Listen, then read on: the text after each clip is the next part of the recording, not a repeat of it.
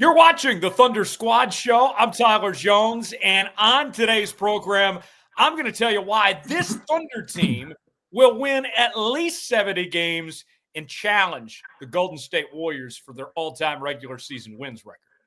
I'm Rylan Stiles. I'm going to tell you why Ajay Mitchell will win 6th Man of the Year for the Thunder.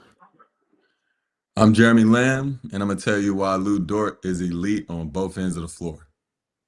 This is Locked On Thunder Squad Show, the twice-a-week show where Thunder talk gets real. No filters, no fluff, just raw takes, sharp opinions, and straight-up passion for the game, the way only Locked On Podcast Network knows how. Let's drop some dimes and squad up. The Thunder Squad Show starts now.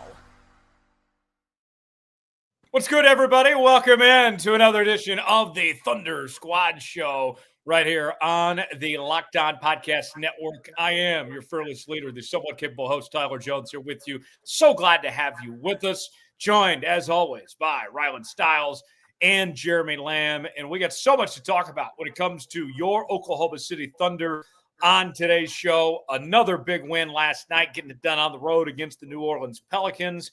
And this team seems to be well on their way here in 2025 and into 2026. Guys, let's get right after it. 70 wins. Is it possible? Can they get there? Taking it a step further, is it within the realm of possibility that this team breaks that regular season record that was set by the Golden State Warriors just a few years ago? Jeremy, we'll start with you here. I know it sounds like a lot, and it didn't work out for the Golden State Warriors. Remember, they lost in Game 7 to the Cleveland Cavaliers in the NBA Finals when it was all said and done anyway. But I look at the way the Thunder are playing right now. They're even better than they were a season ago. And then on top of that, they've done all this without Jalen Williams as well.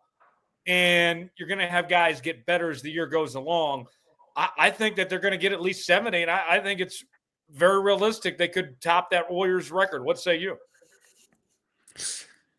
I mean, they definitely have the talent, and they definitely can do it, obviously, if it keeps trending this way. But I think it depends more on the rest of the league, because if it comes game 55, game 60, and they're so far ahead,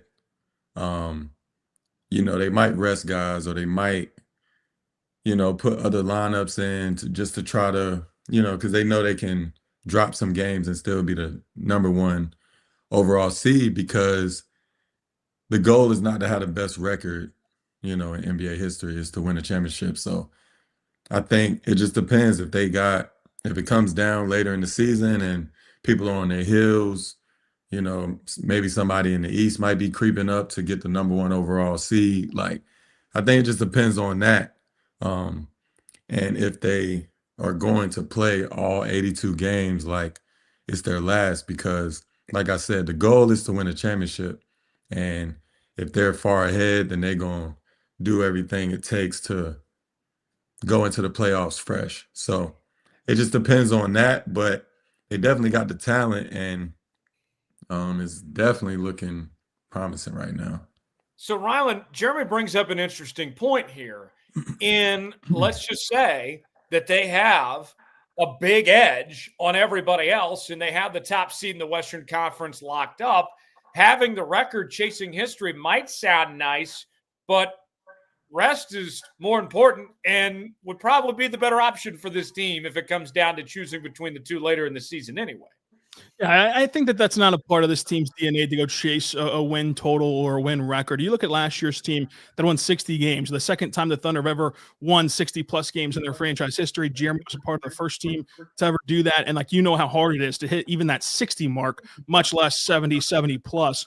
And last year, they were actually in a race with Cleveland, who presumably could have met them in the NBA Finals for the number one overall seed to have home court advantage. And Mark continued to rest his guys, and they got to that 68 number. They got to the number one seed in the entire NBA organically. It wasn't as though they were gunning for it. And we kept asking Mark, honestly, from the All-Star break through the end of the year, we kept asking Mark, how much do you care about being the best record in the NBA? Because you already had such a cushion on the West. And he continued to stay firm in that the most important thing for this team was to stay fresh and was to be ready for the playoffs. So much so that in a game that they won against Portland last year after the All-Star break, they sat so many guys that they got investigated by the NBA. It's like they did not care about trying to get to 68 wins. They got through organically. Now, do they have the depth?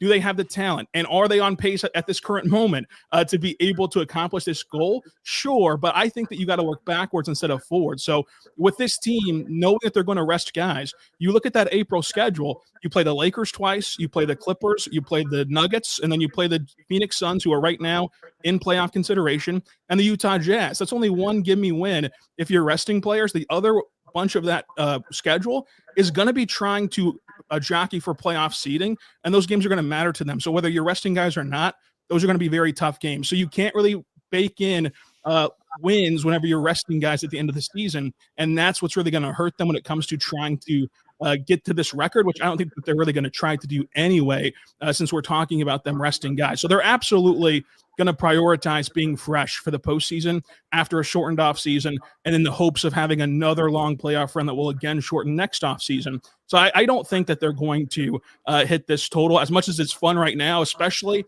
with this end of the schedule in November. Like they could end November with one loss on their record, like at the end of November. That's pretty crazy, but I still don't think that they're going to chase this. And if you're not chasing 70-plus wins, you're not going to be able to get there. So let me take it the next step then. If it's not 70, then what is the number then? We'll start with Rylan this time. Rylan, what is the number that you envision being the Thunder ending up at when it's all said and done right now? If you had to put a number on it, what would it be?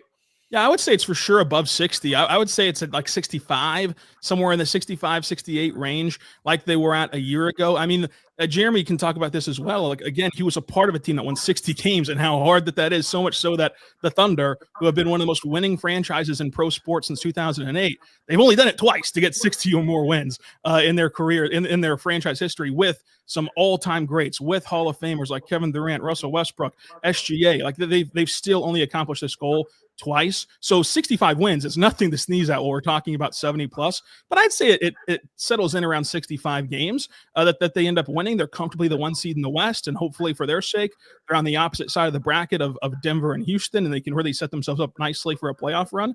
So I'd say 65. Jeremy, what are you thinking? What do you believe is going to be that win total that the Thunder are going to hit? Yeah, he'll definitely be in the 60s for sure. Just because the way they play, they give themselves a chance to win every night. And that's only, I don't know, it's like not a lot of teams can do that. And they give themselves a chance every night. So yeah, I'll say high 60s. How many did they win last year? 68. 68, yeah. So the only thing I would be maybe nervous about is like getting people back in the rotation. They might lose a little rhythm a couple games and all that. But then again, people just plug and play, and they're doing, they're hitting all cylinders right now. So I don't know. If they won 68 last year, they might be able to get to that 70 mark, but I'd definitely say high 60s for sure. Yeah, I could see that. And, with that said, okay, let's start with the Jalen Williams part of this equation. What does getting him back here soon mean for how many more wins is he essentially worth to all this? I know they've done all this winning without him already, but what type of impact does that do to this Thunder team, Jeremy, to get him back here soon? It's definitely gonna make a big impact, but they also have to go about it the right way. You want your best player to get back in rhythm, but sometimes you see players kind of force it, or even teammates kind of force feed him because they want him to be good. I just want, like, organically him to get back in the rotation, doing his thing, and once he get back in his rhythm, because, he's been doing left hand workouts all summer, and that's just another added part to his game that we haven't even seen yet. And he's young; he only getting better. So I think, yeah, the sooner he can get back, get in his rhythm, oh, that adds plenty more wins. So I can't wait till he get back. How long are you supposed to be out? He's at this reevaluation date right Indefinitely. now, so they'll reevaluate him after he got those screws out of his wrists, and then he could be back anytime at this point now that he's past his reevaluation window. Gotcha. Yeah, Okay. very, very good sign that he should be back sooner than later, hopefully, as far as that goes on the injury front. But you get him back. I do wonder, Rylan, on that. There's obviously a lot of good with Jalen Williams coming back, of course. But I do wonder, too, because they've played so well without him, and it's been basically a month now, do you think there's going to be an adjustment period of sorts to kind of ease him to get back in there? Is the team going to have to take like a step forward, a step backward to take 2 steps forward, essentially? Do you see any adjustment period going on? I think that Jeremy hit it on the head about plug and play, because even this start to the year, which is better than they started last year, and they went on to win 68 games, and it's their best start in franchise history. The stuff that's different about this year's team all complements Jalen's skill set. Like you look at how they've let Shai play off the ball a little bit more and find him already in his spots to go score as an off-ball player. J-Dub does that at a high level, so much so that in game 4 of the finals, like that's how they got back in that game and won that game and avoided being down 3-1. So it's like from the aspect of this team being able to have a better half-court offense where they're utilizing catch and shoot guys, they're utilizing cuts more. Jalen Williams is at a high level, and he can also be an offensive engine for the secondary units once that Shai is off the court to start the second quarter, start the fourth quarter. And it's not so much all on Ajay Mitchell, who's been really good this year, but now he gets some help in that category. Like all these different ways that the Thunder have found success this year, they are all things that Jalen Williams does really well. So I don't think that there's going to be a massive adjustment period. And I think that also the one thing about him like adding wins that I would say is like, what could he have done in this stretch where you're sitting right now at 14-1? Okay, perhaps that Portland game where you just simply ran out of gas and you blew a 20-point lead in Portland on the second night of a back-to-back. Perhaps having another body who could have helped you cling to that lead, you'd be undefeated right now. Perhaps you don't go to double overtime against Indiana, and perhaps you only go to 1 overtime against Houston. But other than that, like he can't really change the scoreboard too much in the sense of like being 14-1 right now. So I think that he ensures the Thunder's floor. He strengthens the floor. In the sense of like their floor and ceiling. I think that he also gives you just another option on any given night where perhaps Shai or Chet doesn't have their offensive rhythm that night. He's another release valve that could be the one that has the hot hand, and that eventually helps you later in the season. But I think that when it comes to their overall win total, it's not as much of a massive implication for if they can hit 70 plus wins or not, having J-Dub back, as much as it is in the postseason, where his optionality and the different ways that he lets you play is. Like in the postseason, once he's back, you can play Chet at the 5, like we're going to talk about. You can play him at the 3, his more natural position, and then be a massive lineup of having 2 bigs who are 7 feet tall, having J-Dub play the 3, and SGA, who's a tall point guard as well. And you're just this massive unit out there. So the optionality that he brings to this team, and also the fact that you're going to get back your number 2 scoring option and an all-NBA player and a top 20 player in the league, like that's all going to absolutely help them. And I don't think because of his style of play that he can really disrupt any rhythm. All right, real quick, 30 seconds for each of you. We'll start with Jeremy here. On the win total front and the chase to 70 and all that, is it a foregone conclusion that the Thunder are going to be the number 1 seed and host home court advantage in the Western Conference? Is that already a done deal at this point, or is that still too early to say so? What say you, Jeremy? They definitely will be the number 1 seed, no question.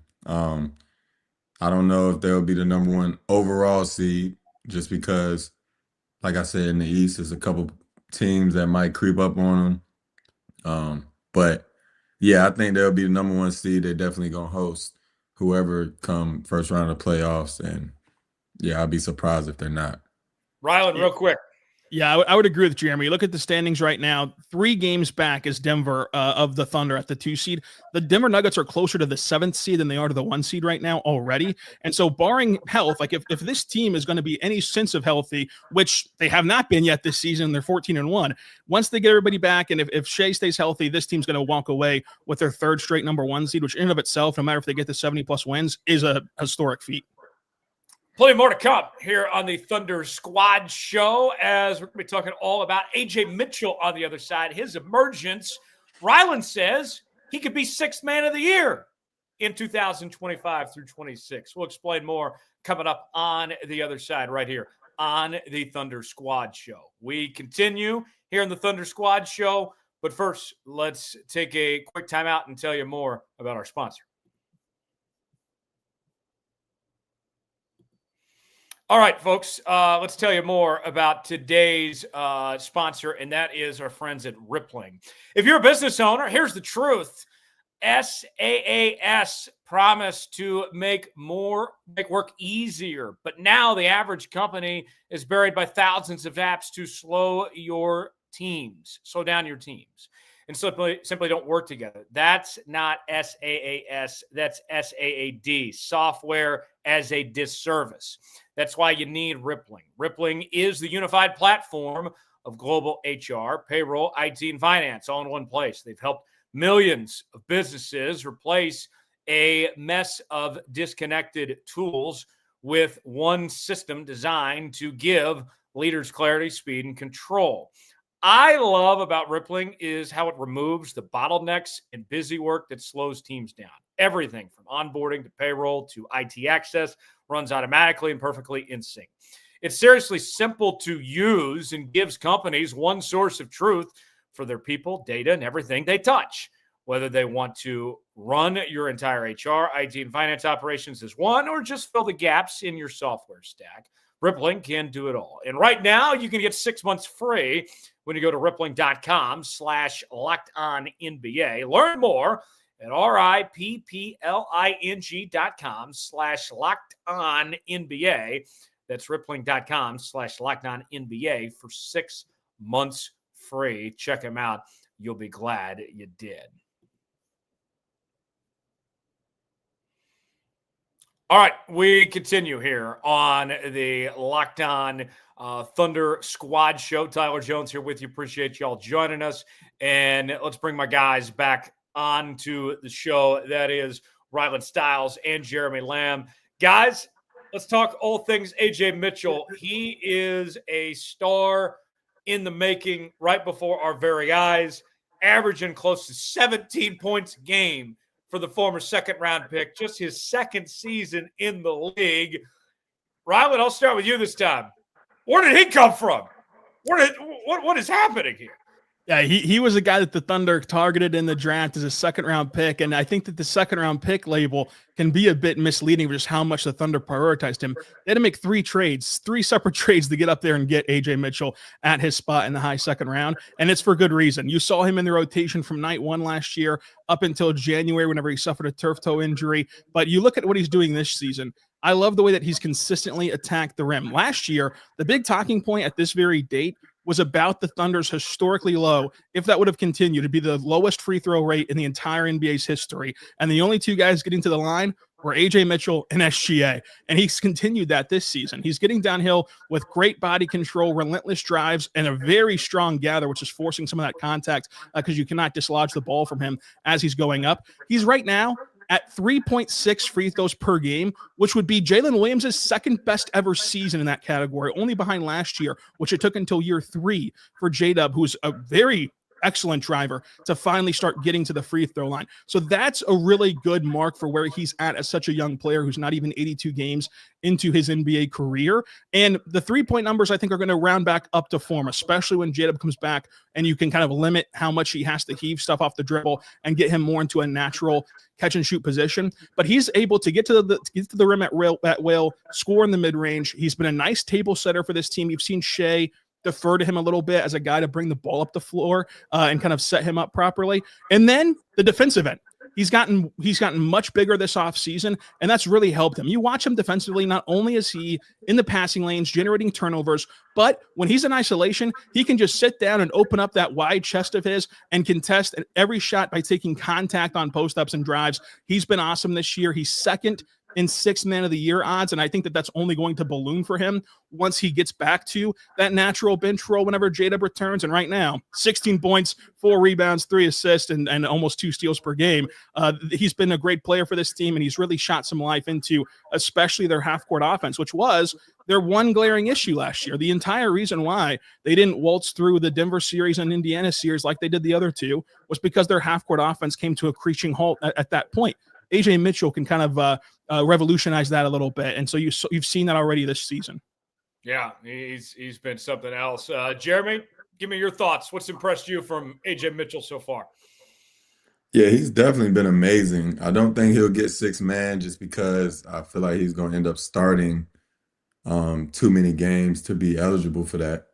But just watching his game, he's always in control. Like you say, he's getting to the line because he's literally hard to guard. You have to honor everything. If he comes off the pick and roll, you don't know whether you can go over or under. He can shoot the 3. If you go over, he can get downhill. I love his game. I think he can do a lot. He could take a lot of pressure off Shai. And I think once the game slowed down for him, once he realized different rotations when he's coming off, whoever's helping, what pass is open, when he's getting in the paint, if the big man is helping him or like helping off the big, he'll know when to throw that lob, when to drop it off, because the unpredictable player is the worst player to play. So once the game slowed down for him and he really realized like, okay, this pass is open, this skip pass is open, this floater is open, this 3 is open. Once it slowed down, I think the sky's the limit for him. He can do anything he wants on the floor on both ends, and that's hard to find. And he's thriving in it. So that's a great piece to have on your team. Yeah, he's been so fun to watch. The way that he's evolved so quickly, and I was thinking about this too, Jeremy. I know that Rylan talks about how the Thunder had their eyes on him and that they moved some heaven and earth to make this all happen. But still, like big picture, when you think about this Oklahoma City Thunder organization of all these draft picks that they've had and the young core that is assembled, for me, this is not a slight on Ajay Mitchell at all. Don't take this the wrong way, folks. But I feel like he is still kind of the extra piece, the guy that wasn't necessarily supposed to happen, but did happen. And so when you factor in like, hey, they got all this good going for them already as is, and now I add Ajay Mitchell to that, that just feels like icing on the cake at this point of what he's doing with this team. Yeah, for sure. I mean, but you also got to think back. They had some rough years. It wasn't always, just peaches and ice cream. And they've had some years where, they wasn't sitting in the fourth quarter because they was up. They was sitting in the fourth quarter because they was down, So they've been through their struggles, but Sam had a vision, and he you can get a player, but you got to know if you can develop players. You got to know about character. You got to know about work ethic. It's just a lot that goes into it. And he's a, basketball genius when it comes to that. And he put together a great team. And so, yeah, now you see the benefits of his hard work, studying. He put people in the right position. And like you said, now you got Ajay Mitchell coming off the bench. What? He could start today on any team. So yeah, I mean, they doing their thing, and it's great to see.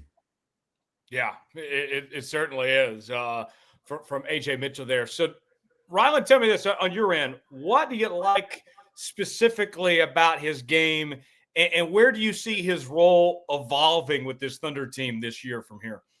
And I think it's like Jeremy said. I mean, his ability to keep a defense off balance with his passing chops, with his ability to get downhill. And again, I think that the three-point shot, which has taken a 7% dip this year, is going to go back up once he's in a more comfortable spot. He shot the ball well at college, in the summer league, in the preseason, and last year as a rookie, he shot the ball really well whenever this team was healthy up until he got hurt. So I think that the three-point shot will come around for him. His ability to score at all three levels is huge, and the defensive improvement has really made him a key contributor, because you now can envision a role in which he's staying on the floor in the postseason because he's defending at this level. And that's what's going to keep you there for Mark's squad is being able to be locked in on that end of the floor. And he's made all the necessary improvements there. But I just love the fact that when you look at Ajay Mitchell, he can really facilitate a half-court offense, and you cannot stress enough how much that, for as much as this team was a juggernaut last year, that was their one gripe, is like whenever they couldn't turn you over at a high clip, when they couldn't get out and run, whenever a transition defense got back on them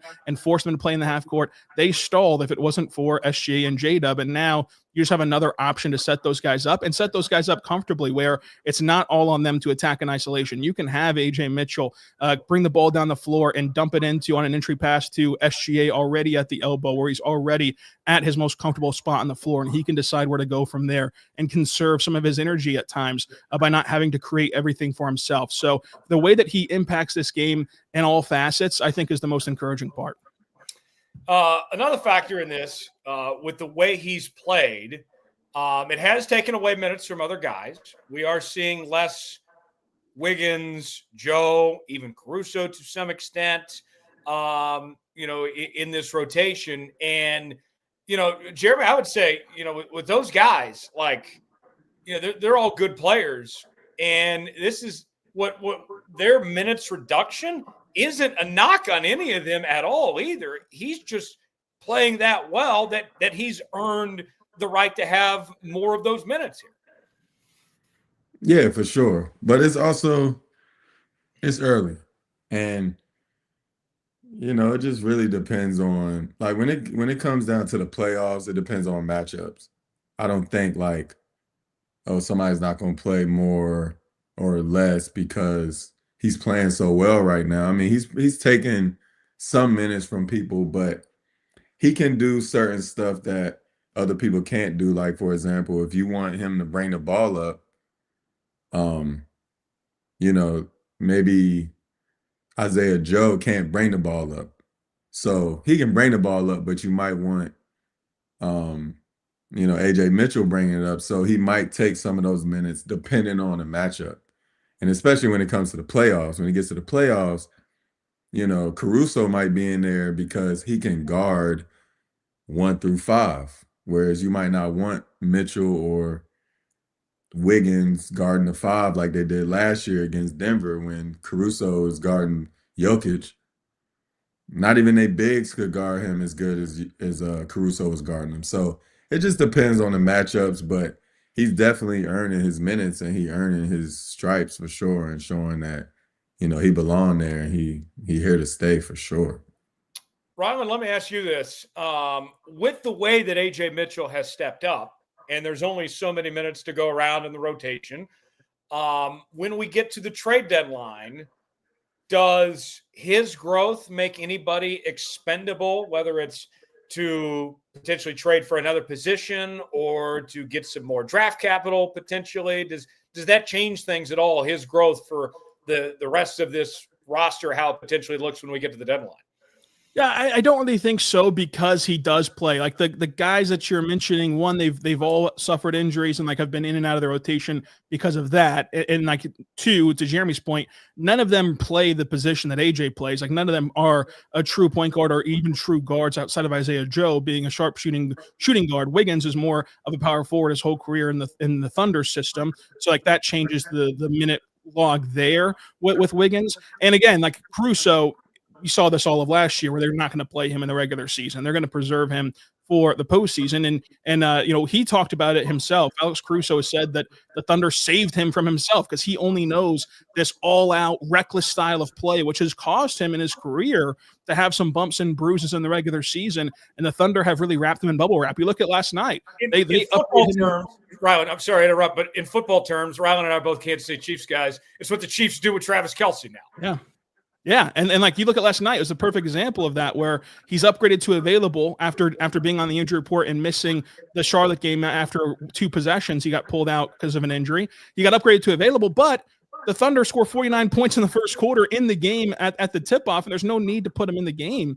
So he just gets a DNP, and that can kind of mess with his averages as well. So I just think that it's not as though he's really detracting from anybody, and they have such a unique window here with their salary cap that any move that you make is actually going to do more harm than good. I think that there's a misconception around like trading guys to help their long-term salary cap health, when in reality, you look at Wiggins, Joe, and even Ajay Mitchell, who's only making $3 million a year for the next 3 years. Like, these guys are already on such cost-controlled deals that if you were to trade them for somebody, the likelihood that you get somebody back that's worth a quote-unquote upgrade is getting paid much more than that. So it's like you have to consider that as well. So I think that they like to just have this optionality. To Jeremy's point, you like to be able to say, you know what, if we need shooting, we got to play Isaiah Joe more. If we need table setting, we got to play Ajay Mitchell more. If we need bucket getting and self-creation and guys who can really fill it up at all 3 levels, we got to play Wiggins more. If we need defense, we got to play Caruso more.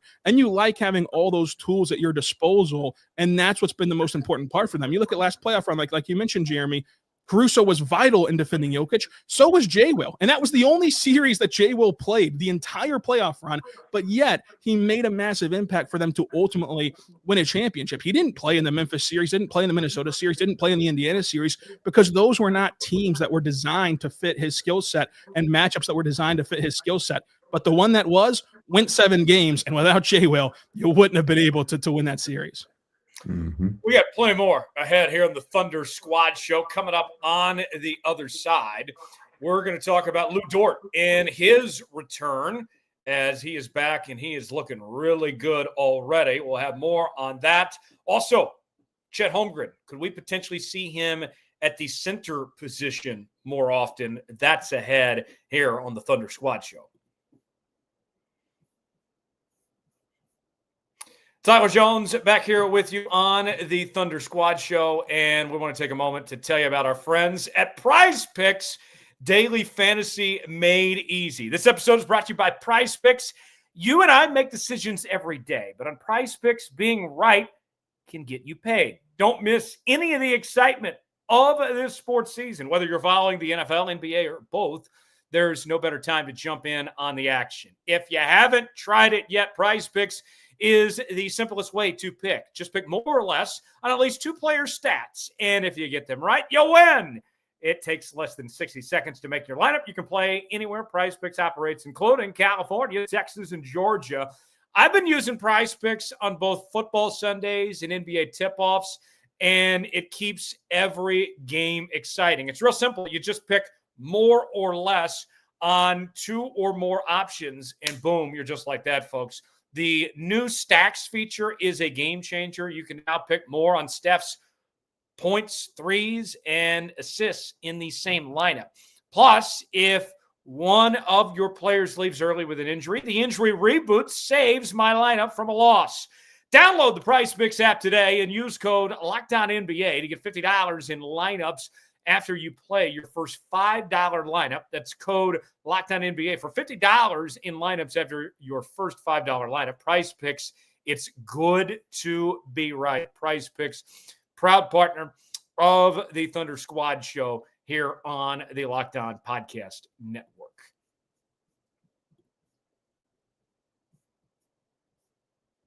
Thunder Squad Show rolls on. Tyler Jones, Rylan Stiles, Jeremy Lamb back here with you now as we are talking all things Lu Dort making his return and looking pretty dang good at the same time. Rylan, a very nice welcome return for Lu Dort to the Thunder roster here. Yeah, I thought that on Saturday against Charlotte, he didn't have his rhythm, but then he found it again. And that's the thing with Lou. Like, offensively, he very much needs to be in a groove. And you've seen that with his ability to be a streaky three-point shooter. But ultimately, throughout that streakiness, the last couple of seasons, he's a 40% three-point shooter and the very best point-of-attack defender that you can find. And so against New Orleans, he was able to turn in 4 threes, get 17 points. He's actually shooting right now a career high 69% at the rim. And while that's very nice, he's never been in the 60s before in his entire life at the rim, which is jarring, but it's true. He's never been in the 60s, and now he's closer to 70. If that trend holds, that would be a new development into his game. But ultimately, Jeremy, I have no concerns over Lu Dort's overall offensive performance so far. Like, yeah, he's shooting 17% in the corners, and he's shooting 31% on non-corner threes. But this is a guy that shot 40% from three the last couple of seasons. He's going to bounce back. He's going to be fine. And his physicality on the defensive end and his screen navigation to draw fouls and to also stay in front and in position off those screens, it cannot be matched. While Cason Wallace is dang close, and I think that Cason Wallace is in line to be an all-defensive player, while this Thunder defense is an elite unit, nobody can quite do it the way that Lu Dort can do it. He's truly elite. So I think that Lu Dort's return to this lineup is a very welcomed addition. Well, and to add to Rylan's point here, Jeremy, when you look at Lu Dort, I think there's a big misconception of him being just this defensive specialist. He is a true two-way player that gets it done on both ends. He's very good when it comes to the three-point shooting as well. I mean, I look at him and I mean, it's quite the difference this guy makes on both ends of the floor of the impact he has on this team. Yeah, I mean, and I understand why people look at him like that, because when he first got in the league, he was all defense. He could shoot a little bit, but we used to be like, I don't know if you ever heard the saying, he with us. When he used to shoot, it's like, yo, he with us. He'll come off the rim and we on our way on a fast break.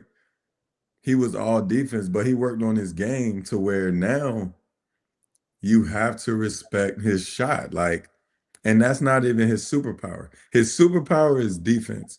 And the reason he's so good on defense is because he can't get screened. He's so strong. He like a running back. He either run through the screen, people scared to screen him, they kind of move in and all that. That's why he gets so many moving screens, because it's hard to screen him. He gets low, he's strong, he's fast, he's physical. And then it's just a cherry on top when he hit 4 threes in the first quarter. Or like last year, he hit some big threes. It was against Denver, I think. He hit big threes, but you expect him to stop your best player. And then he's hitting the biggest shots. And it's not regular season games. These are playoff, high-intensity games that he's switching threes. It's a great thing, and he never does too much. He doesn't come down and take bad shots or try to, he doesn't care. He cares about getting stops, and he shoots his shot when it's there. And I think that's what makes him great on both ends of the floor. Those are players you need to win championships, not just games. Yeah, he's something else. And, I love the story too, Rylan, with Lu Dort. I mean, if you go back when this team was in the midst of this rebuild, like, you were trying to find a face. Who was going to be the ringleader of sorts? Who was going to be the guy that people were buying jerseys for at the start of this whole thing to give you some hope, some bit of optimism. And that guy was Lu Dort during that stretch. And to see where he's at now from where he started with this team, I mean, it's pretty remarkable. Yeah, it is. And his story is so unique. To Jeremy's point, like when he was first in the league and they go to the playoffs in the bubble, the Rockets are just letting him shoot and doing whatever he wants, like forcing him to be the guy to take those shots because it felt like it was such an advantage. And it ended up being an advantage for Houston, despite his 30-point night in the bubble.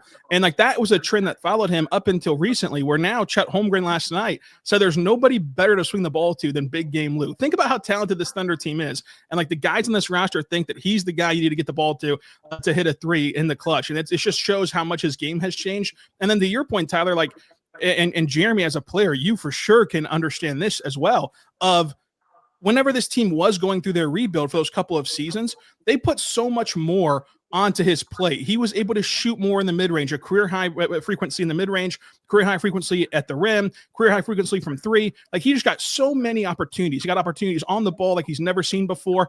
And it's hard once you have been the number 2 guy next to Shai, and once you've had all of that put on your plate, to in a blink of an eye in 2 short years, then be asked to step aside and let these younger guys like a Josh Giddey at the time, and then like eventually Chet and J-Dub, let them take all those opportunities away from you, and you just play this specialized 3-and-D role, but do it excellently.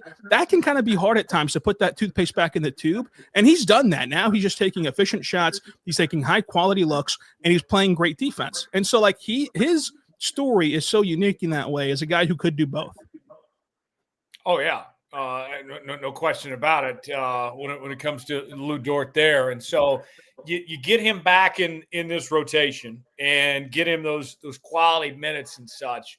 Now I wonder, okay, when you get Lu Dort involved here in finding this role, what's the potential trickle down, Jeremy, with him being such a good defender and the Thunder's identity? Going back to the days when you were there, the first iteration with Russ and KD, they've been preaching defense for a long time. And you got all this young talent, Jeremy. What does that do for a guy like Lu Dort to be one of the faces of this franchise, to kind of teach and show these young players how it is? I would think if Lu Dort's speaking, if he's wanting to teach something, how defense is played, like they got to be listening, because there's nobody better, I would think, to learn from when it comes to being a defensive guard in this league than Lu Dort. Oh yeah, for sure. And I mean, any defensive player would tell you, a lot of the times it's not even about like technique. It's more about mental. It was some games I'll go into, I'm like, all right, I got to play some defense, and I'll play better defense. There's some games, I wasn't no defender. So, some games I go in, I'm like, oh, I hit my first 3 shots. I ain't got to play that much D. But it's a mental thing, no matter, like, every time you go out. I remember Tony Allen was like, sometimes I'm in the wrong spot. I just don't give up. And it was times I'd go by Tony Allen, and I think I got the layup, I'm chilling, and he come out of nowhere. It's like, yo, you just fell, cracked your tooth open. How you get up? And I think that's what Lu Dort, that's what he does. Even when he get hit by a screen, he keep going. If he fall, he get right up. If he stay down, it means something really is hurting him. Otherwise, he getting up as fast as he can, and he putting his body on the line, whether it's charges, going straight up, getting through screens, whatever he got to do. But I think he would say it's more about mental, like, don't give up on the play. And most of the time, they don't get the credit, but that's why you got to be strong mentally as a defender, because you're not going to get the credit. It's not going to be in the box score. You're not going to get the shoe deals and all that, but you're doing what it is you got to do for your team to win championships, not just, regular season games, get to the playoffs. Nah, defense win championships, and that's why he a big part of the team, one of the faces of that team. Rylan, I was thinking about this, and this could be a whole nother topic for another day, particularly in the offseason. But you look at, with this franchise still being relatively new, dating back to 2008 when they came to Oklahoma City, there's only one retired jersey number right now, and that's Nick Collison. When I look at Lu Dort of being a part of this rebuild to being a championship team now, I was talking to my dad about it last night, and we were saying to each other, Lu Dort probably, I would think, has a decent chance of having that jersey hanging in the rafters someday at this point, based on what he's done for this franchise. Yeah, I think so. I think that, obviously time will tell, and there's a lot that can change. He's still a relatively young guy, obviously, of just like what all his career will have in front of him. But, they've set the precedent of, like, it matters what you do on the court. It also matters what you do off the court for this franchise, and for keeping a team together, for helping your fellow man, and for making the whole of the team better. And he's done that. You look at a guy like Cason Wallace, who like last year, I had an exclusive with him talking about his chances at the time of making all defense. And he told me, I don't watch film. I just play off instincts. I play off instincts. And then the coaches sometimes will yell at me from the sidelines of what they're saying. And I thought, maybe he's just, pulling my leg or something. I went and asked J-Dub, like, hey, does he really not watch film? He's like, no, he never watches film. He's not like Lou. He's not like these other guys. Flash forward to this season, and the whole talk around Cason Wallace is, now he's taking the scouting report seriously. Now he's watching film. Now he's even better defensively. And you can't help but wonder how much of that impact is from a guy like Lu Dort. And so from the sense of him surviving this rebuild as one of the few guys to get from the start to the end, along with Shai, along with Kenrich, to his big game moments where like you can point to those threes against Denver, where again, you don't win that series without Lu Dort catching fire from three, his relentless spirit on both ends. And even in that game against Denver, he started like 0 for 5 from three and just kept shooting and eventually knocked him down to the point where you won the game. All of that really embodies what this organization is about, what Sam Presti's about, what this franchise has always been. And he was a part of the first ever title team, and who knows how many more that they'll win if they'll win another one. And so I think that he is in line to be someone who has his jersey hung up in the rafters. Yeah. Hold on, real quick. I don't know. Ahead, I don't know if we got time, but real quick. Go ahead. I got a quick question for Rylan. Last night we talking about Lu Dort. Lu Dort, when he was bringing the ball up the court, and Shai, was running the two. Why do you think that was? Usually it's Ajay Mitchell bringing it up, or Wiggins, and usually when Lou is in there, he'll Shai will bring it up. Why you think they had him bringing it up and not Shai?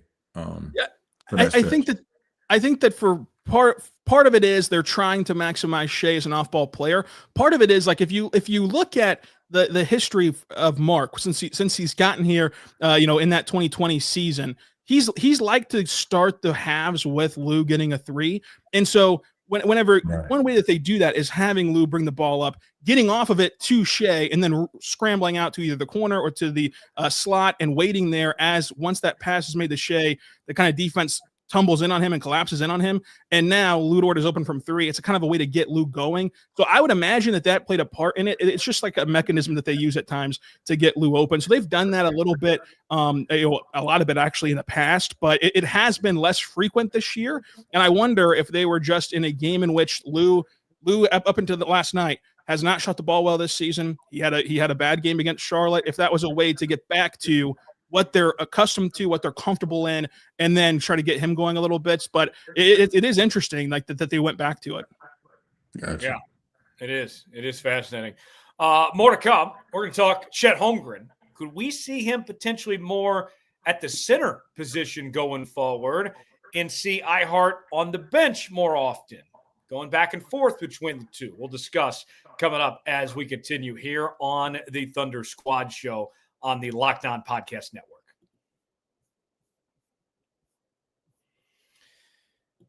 All right, let's take a moment now here on the Thunder Squad Show to tell you about our sponsor, Robinhood.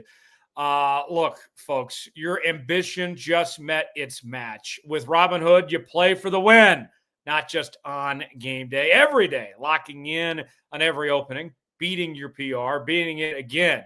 Channel that drive into your money. Robinhood puts you in control of your money. Trade stocks and ETFs, options, futures, and crypto all in one platform. You can now build and execute your own trades from a desktop with Robinhood Legends advanced tools, or take advantage of the new Robinhood strategies with a tailored portfolio managed by a team of experts. You expect more of yourself, expect more of your money. Get started today at Robinhood.com/yourmoney. Again, that's Robinhood.com/yourmoney.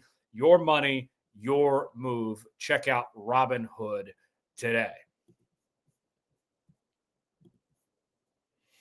Welcome back to the Thunder Squad Show. Tyler Jones here, Rylan Stiles, Jeremy Lamb for our final segment. Guys, let's talk Chet Holmgren now. Jeremy, start with you here. Last year, much was made about what Mark Daigneault did in the NBA Finals of getting away from iHeart and Chet there in the starting five. And now seeing, getting Jalen Williams back and the depth that's in this lineup. And and everything, do you think it's possible that we could see more of Chet at that center position? That way they can, have more guard play, so they can play a 4-guard lineup of sorts and have more shooters out there. Do you think that's something we could see more of here in the coming weeks ahead, or do you think they're going to be more likely to play Hart and Chet on the floor together? We're definitely going to see it, because if you have 4 fast guards plus Chet, you got everything. You got defenders, you got rim protection, you got everybody's agile, everybody's athletic, everybody can make plays. So I think you'll see it. Do I think that's their best lineup? It just depends on the matchup. If you got a big team you playing against, you still got a 7-footer and how tall is Chet? He's 7, 2? Yeah, 7'2". And Hart is, I think he's flat 7. Yeah. 7? Yeah, so you still got 2 bigs that can move, but also is strong and protecting the rim. Or you could go either way. Chet could be at the 5, or Hart could be at the 5. And, you just running and gunning. So I think the versatility of their team is perfect. So I definitely think you will see Chet at the 5. Do I think it's their best lineup? It just depends on who they're playing. And that really goes into it. But yeah, I think that would be a great lineup to definitely explore, and they got time to see. Rylan, a great figure by the name of Shrek once said, ogres are like onions, they have layers. And I think of this Thunder team, and you got layers here. There could be times where, as Jeremy mentions, you might be better off with playing Chet at the 5 and being able to space guys out and use your guards. Or there might be times where you need that size advantage. The thing I think that Mark Daigneault has got to be excited about is just having that flexibility to have that strength in numbers to put them in position with whatever the situation unfolds.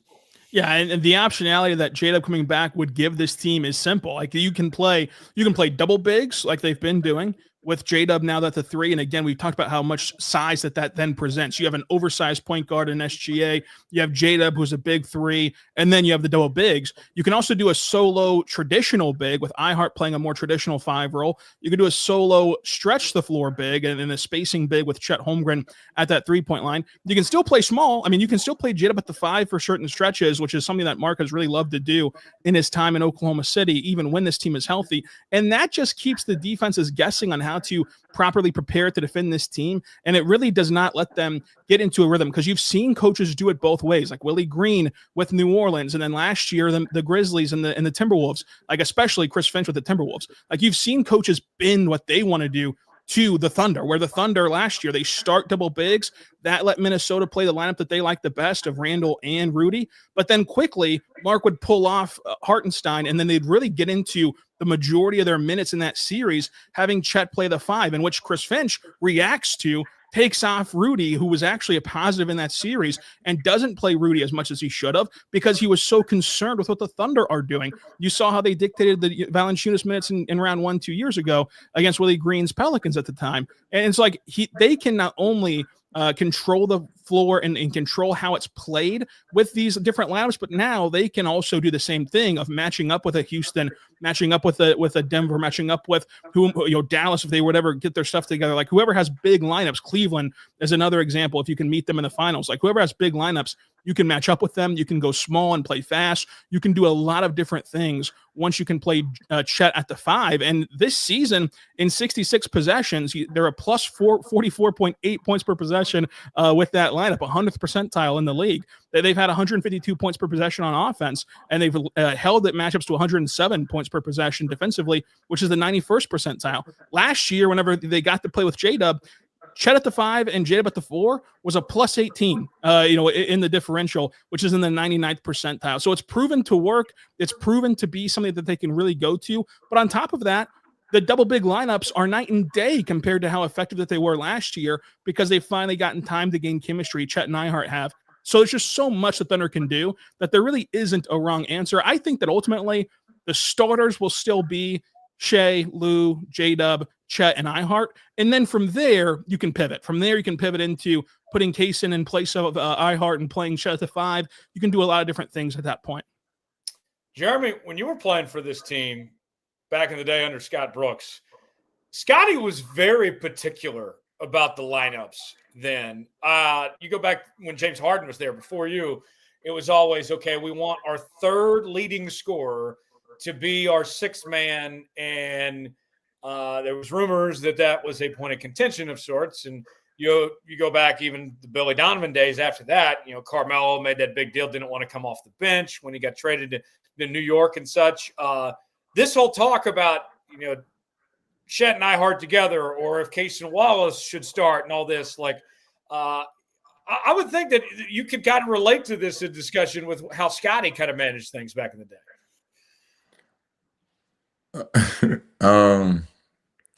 Yeah, I mean, it really just depends on how your team is. And I think back in the day when Harden was coming off the bench, see, when you're going through an 82-game season, it's hard to get up for every game sometimes. It's a lot of games. Sometimes you're tired, sometimes it's back-to-back. But when you can get a spark like that off the bench every night, that helps getting through the season. So I feel like at that time, Harden, he's playing behind, I wouldn't even say all-stars. He was playing behind Russ and K and all them, but he was also playing behind personnel because you got Russ and K who's scoring. They needed defenders around, and then you need a spark off the bench. So he was that great spark off the bench. Obviously, he grew into a superstar, so it's like he can't come off the bench the rest of his career. But I think coaches always love that spark, that consistent spark coming off the bench, because your starters, they're your starters. They who you lean on, but they're not going to have it every night over an 82-game season. So I don't know. It just depends on how the team look. I think Case and Wallace, if he comes off the bench, he coming in, he might get 3-4 steals, turn the game around, and that's every night. He been playing against starters. Now he going to play against, bench players and second string. So it could be a great thing, him coming off the bench, adding that spark when you looking around like, man, we ain't got nothing going. You got somebody coming in to mix up the game. Rylan, I'm going to make you coach Mark Daigneault for a moment. If you're Mark Daigneault and you're not worried about your opponent, let's say you can play your own game and you can play things to how you want to play and your strengths. Maybe this is an obvious answer. We'll see what you say. If you're in charge of picking the starting 5 based on what you think the Thunder are at their best most of the time, what would that look like for you? I think that if you take away the opponent, it would have to be the double big lineup with J-Dub at the 3, Dort at the 2, and Shai at the 1, just because it has such a high floor and such little flaws in it. I think that the ceiling of different lineups are higher. For example, if we did start to factor in opponents, and you knew going in, for as great as this defense is, it's still going to be a track meet tonight. Sliding Chet down to the 5 has proven to be a more consistent form of offense with better spacing for your drivers and Shai and J-Dub, with Chet's ability to knock down the 3 and now score in the mid-range and at the rim, with Case and Wallace's play finishing ability, both as a cutter in that dunker spot and as a corner 3-point shooter. Like, if you needed to go offense, you can lean into that. But I think that overall, if you just were separating the opponent and church and state here, it would be the double big lineup, because there's just so many ways that lineup can help you, and there's not any ways really where that lineup can hurt you. And so because of that, I think that would settle in to your starting 5 holistically. But I mean, to Jeremy's point, I think that that was such a great explanation about Scott Brooks, because we all kind of like envision that differently. I think because like the perception around the fan base is like, because it's like an offensive engine of James Harden, you can kind of get lost in like, oh, he was coming off the bench. The Thunder do that exact same thing. Like Alex Caruso, who's a proven player and who is a 2-time all defensive member and is a bona fide starter in this league, despite the fact that all last year they were hurt and all this year they've been hurt. He's only made 3 career starts for Mark and for this Thunder team after being a starter at almost every stop along his NBA journey. But that's because Mark prioritizes the fact that, to Jeremy's point, he's going to change a game. If you look at this season and they're 14-1, the rare games where they have started slow and they have been sluggish, you put Caruso in there, he changes the intensity of a game on the defensive end. He doesn't do it as loudly as James Harden does on the offensive end, to where it's kind of like hush hush of like, okay, well Caruso's off the bench, who cares? If he was scoring 20 points, like it'd obviously be a bigger storyline. But the defensive prowess of Caruso is Mark's version of a spark plug, and every coach likes to have that. And for Scott, it was of course James Harden. For Mark, it is Alex Caruso in this sense. All right, we got a little bit of time left, and then we got to wrap up here in a moment. Jeremy, hold on. I got to see the jersey. Oh, go ahead. Yeah. There it is. That's it. Yeah. Wait, I got a question though. Go ahead. Who's y'all? And these got to be quick answers. I'm gonna go you first, Tyler. Then you, Rylan. Who's y'all second option? Fully healthy. Who's y'all second option? I still think it's Jalen Williams, but I don't think Chet's far off. I think it's close.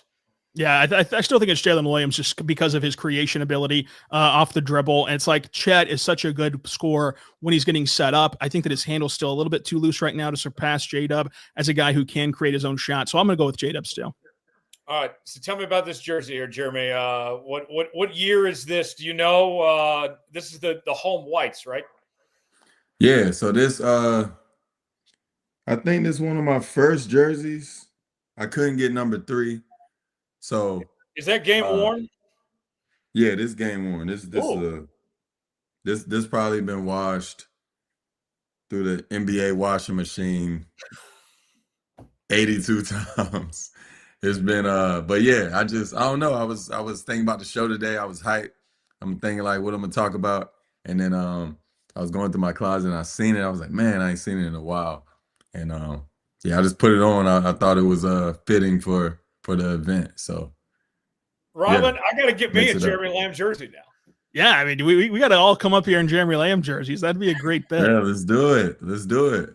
It's Christmas time coming up. I'm gonna put on a Grinch outfit, Santa outfit. I'm gonna hold you to that. You know, we got plenty of shows between now and then. We're about to have some fun. We are. That's 2 episodes in, guys. It has flown by. It's been a heck of a time. And don't fear, folks. We will be back very near on Thursday. Same bat time, same bat channel. 3:30 Central Time right here on the Locked On Thunder podcast. And Rylan, continuing coverage over the next few days here on the channel as well with some exciting stuff going on there too. Yeah, every single day we're here recapping the games. We have guests coming on this week, and of course we have our live streams Monday and Thursday as well. On top of this live stream with the squad show, so plenty of Locked On Thunder coverage. Glad to have you, Tyler, you, Jeremy, to be here talking hoops twice a week. That's Rylan Stiles, Jeremy Lamb. I'm Tyler Jones. Thanks for joining us. We'll see you again on Thursday, 3:30 Central Time. Subscribe wherever you listen to podcasts. Check us out on YouTube as well. Certainly hit that like button. We appreciate it, and have a great rest of your day. Thanks for joining us, everybody. So long.